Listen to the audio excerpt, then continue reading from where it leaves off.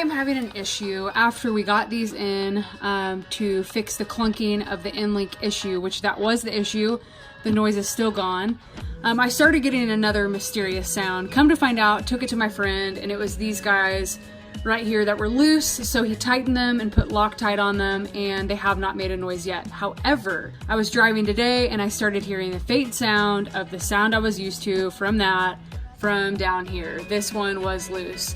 I've already kind of tightened it, but what I'm gonna do, I'm gonna go get some Loctite, and I'm just gonna do the same thing down here. It doesn't look to me like he put any on here, which is no big deal. He was kind of doing it blindly anyhow, but just because of the way that it was jacked up, but he did put it up there, so we're good to go up there, and I'm gonna do it down here, and then I'm gonna check the other side and make sure that it is done, or just go ahead and prevent the cause altogether. So I'm gonna go to an auto parts store right now and get some Loctite. I'm gonna get the blue Loctite, and I'm probably gonna go ahead and get a 19mm wrench also, because that's what this requires, and I do not have one. I have every one but a 19mm, so that's where we are gonna go right now.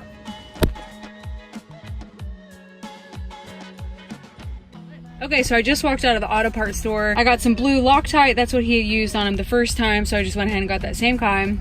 And then I went ahead and got a 19mm wrench. All my wrenches, they either go up to 18 or then some weird fraction, so I went ahead and got a 19. It was only 10 bucks. I need to probably have this anyway, so that was good to have. I got this and the Loctite, and I am set. All right, so we are back, and as you saw a second ago, I got the 19mm wrench. I got this Loctite as well. What I'm gonna do is I'm going to move this nut right here down. I'm gonna put the Loctite, put it back up quickly and tighten it and let it just sit for a while. Luckily, it's a really nice day outside, so I have my E30 right there. And I'll probably drive that the rest of the day, just so I don't have to drive this and I can just let it sit and cure. Supposedly it takes about 10 minutes to do the initial kind of setting and then 24 hours to cure, so better safe than sorry in my opinion. But I did have to drive immediately after that, probably 20-25 minutes after this was installed, and it's worked fine. So we're gonna do this real quick, and that is it. So this is what it looks like after I applied the Loctite. It looks almost exactly the same, because what I did was I moved the nut further down to about right here. I applied the Loctite. The Loctite is a little bit different texture than what I thought it was gonna be. It's almost oily and wet. I thought it was gonna be kind of like clay or mud texture, but so you only need a little bit. A little bit goes a long ways. What I would do is I would squirt a little bit of it right here and then kind of move it with Loctite. I did the back as well as I could, and then I did all the way around the sides. So really, probably 98% of the actual threads are covered, but it should be fine. So what I did after that point was I moved the nut up by hand into place, and then I took my 19mm wrench and I put it into place, and I tightened it as much as I could. So I tightened it as much as I could without moving this crap around. But yeah, so that is done. We'll let that sit for 10 minutes, and then I will put everything else on. I'll lower the car.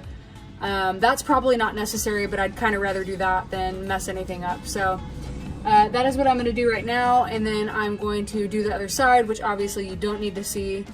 Or actually I will show you the other side, because hopefully it is loose, and I'll show you what sound I was talking about. Fortunately and unfortunately, this one right here is not loose. I'm going to go ahead and loosen it here in a second so I can put Loctite under it. My friend just got back to me and said he didn't put them under there because they were tight. Well, lo and behold, they got loose. So check that one up there. That is tight, and there's Loctite on that. This is tight, but there's no Loctite on that. So I will show you real quick what it looked like when it was loose and kind of the telltale sign it makes. I'm gonna do that real quick and I'll show you. I loosened it, and that's kind of what it looks like, or what the other side looked like whenever I had it off. But if you can imagine hearing that amplified by about 10 with the weight of the car and the road, that's what it sounds like. So that's how I knew it was that side. I only heard it from that side. So I'm gonna go ahead and put Loctite here and then tighten this one back up, and then this issue should be put to bed. Every one of these has Loctite on it now, not just the top, so I should not have to deal with this issue again. Thank God, because it's very, very annoying, and I guess just kind of the price you pay with adjustable in-links. So if you are putting adjustable in-links in your car, I would highly, highly recommend sealing these with some Loctite.